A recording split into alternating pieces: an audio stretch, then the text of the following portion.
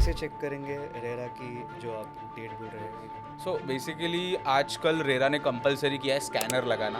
आप कोई भी डेवलपर उसका प्रोजेक्ट पहले मार्केटिंग करता था तो रेरा नंबर देता था, लेकिन रेरा नंबर डालना एक टास्क था।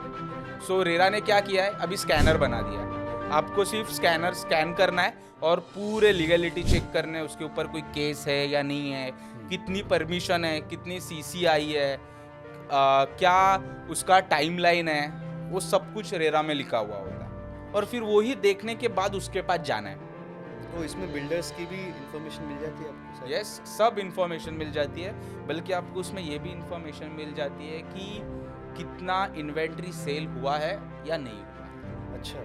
सो ये किसी को नहीं पता होता। सो बोलते हैं कि लास्ट इन्वेंट्री बाकी है, कुछ इन्वेंट्री बाकी है, तो सच में देखो कुछ बाकी है या बहुत कुछ बाकी है।